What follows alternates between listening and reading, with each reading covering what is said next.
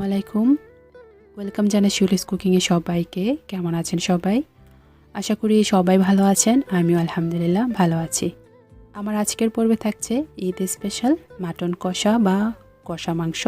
গড়ে থাকা মশলা দিয়ে আজকের এই রেসিপিটা শেয়ার করব আপনাদের সাথে। আশা করি আপনাদের ভালো লাগবে। আপনারা চাইলে আসছে ঈদে খুব সহজেই এই কষা মাংসটা বাসায় রান্না করে নিতে পারবেন। তো চলুন দেখে নিই কীভাবে এই কষা মাংসটা রান্না করতে হয়। কষা মাংস রান্না করার জন্য আমি এখানে 1 কেজি পরিমাণ দেশি মাটন নিয়েছি। মাংসগুলোকে ধুয়ে পরিষ্কার করে নিয়েছি। আমি এখানে হাড় চর্বি সহ মাংসগুলোকে ঠিক এরকম করে একটু বড় করে কেটে নিয়েছি। এখন এই মাংসের সাথে কিছু মশলা অ্যাড করব। প্রথমে দিয়ে দেব পরিমাণ মতো লবণ, 1 চা চামচ হলুদের গুঁড়া, 1.5 চা চামচ লাল মরিচের গুঁড়া, ঝালের পরিমাণটা বাড়িয়ে অথবা কমিয়ে দিতে পারবেন, 1.5 চা চামচ ধনিয়ার গুঁড়া, 1.5 চা চামচ জিরা গুঁড়া, 1/2 চা চামচ গরম মশলার গুঁড়া,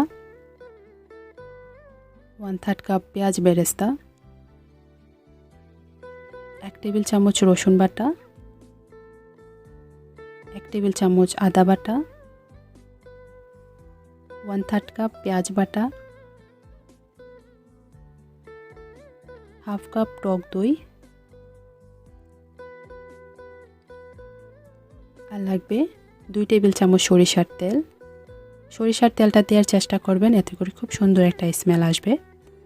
সবগুলো মশলা দেওয়া হয়ে গেছে। এখন হাতের সাহায্যে খুব ভালোভাবে মাংসগুলোকে মাখিয়ে রাখবো। মাংসগুলো মাখানো হয়ে গেছে। এখন আমি মাংসগুলোকে রেস্টে রেখে দেব 2 ঘন্টার মতো। একটি প্লাস্টিক র্যাপিং দিয়ে মুখটা বন্ধ করে দেব আর অপেক্ষা করব 2 ঘন্টা। আপনাদের হাতে সময় বেশি থাকলে আর একটু বেশি সময় রাখতে পারেন। 2 ঘন্টা পর চুলায় একটি হাঁড়ি বসিয়ে দিয়েছি, চুলাটা অন করে দিয়েছি। এখন আমি এখানে দিব 1/3 কাপ সরিষার তেল। আপনারা চাইলে এখানে সয়াবিন তেলটাও ব্যবহার করতে পারবেন, তবে সরিষার তেল দিয়ে রান্না করলে একটু বেশি মজা হয়।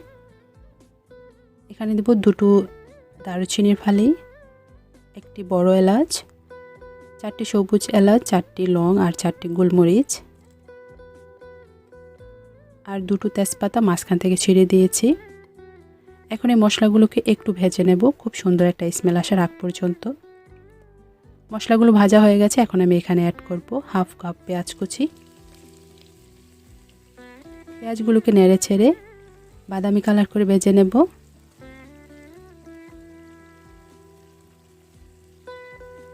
পেঁয়াজগুলো ভাজা হয়ে গেছে। এখন আমি এখানে অ্যাড করব 3টি শুকনো মরিচ, একটু নেড়ে ছেড়ে নেব। এখন আমি এখানে অ্যাড করে দেব আগে থেকে মেখে রাখা সেই মাংসগুলো।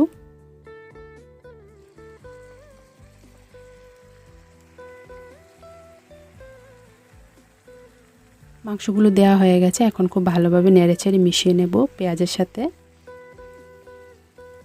আমি ঢাকনা ছাড়া এরকম করে চুলার জালটা হাইয়ে রেখে 10 মিনিটের মতো মাংসগুলোকে একটু কষিয়ে নেব।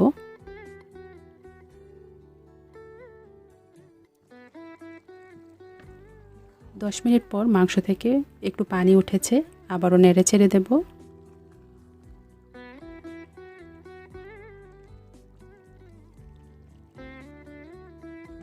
এখন আমি ঢাকনা দিয়ে মাংসগুলোকে রান্না করব 15 মিনিটের মতো। এরই ফাঁকে বেশ কয়েকবার নেড়েচেড়ে দিতে হবে, নয়তো বা পাতিলের নিচে লেগে যেতে পারে। 15 মিনিট পর ঢাকনাটা খুলে নিয়েছি, আবারও নেড়েচেড়ে দেব আর অপেক্ষা করব মাংসগুলো কষে যাওয়ার আগ পর্যন্ত। মাংসগুলো কষানো হয়ে গেছে, পানিটাও অনেকটা ঝোলটা টেনে গেছে। আবার একটু নেড়েচেড়ে দেব। চুলার জালটা মিডিয়ামে রেখে মাংসগুলোকে ভালোভাবে সিদ্ধ করে নিতে হবে, যেহেতু কষা মাংস। মাংসগুলো কষানো হয়ে গেছে, পানিটা একদম টেনে গেছে, কালারটাও চেঞ্জ হয়ে গেছে, মাংসগুলো সিদ্ধ হয়ে গেছে। এখন আমি এখানে অ্যাড করে দেব 1 কাপ গরম পানি। পানি দিয়ে আমি মাংসটাকে নেড়েচেড়ে খুব ভালোভাবে মিশিয়ে নেব। 5 থেকে 7 মিনিট রান্না করব পানি দেওয়ার পরে।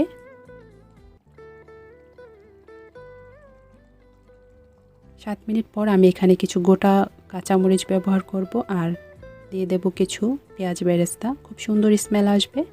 আর দেব সামান্য পরিমাণে ভাজা জিরার গুঁড়া। এখন এই সবগুলোকে একসাথে খুব ভালোভাবে মিশিয়ে নেব।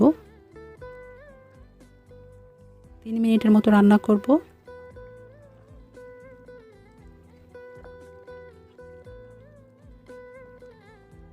তিন মিনিট পর আমি চুলাটা বন্ধ করে মাংসটাকে পরিবেশন করে নেব। চুলাটার জালটা আমি বন্ধ করে দিয়েছি, এখন আমি মাংসটা পরিবেশন করে নেব। আমি মাংসটা পরিবেশন করে নিচ্ছি। আপনারা চাইলে রুটি, পরোটা, সাদা ভাত অথবা পোলাওয়ের সাথে এই মাংসটা রান্না করে নিতে পারেন। খেতে খুব মজার হয়, অল্প সময় তৈরি করা যায়।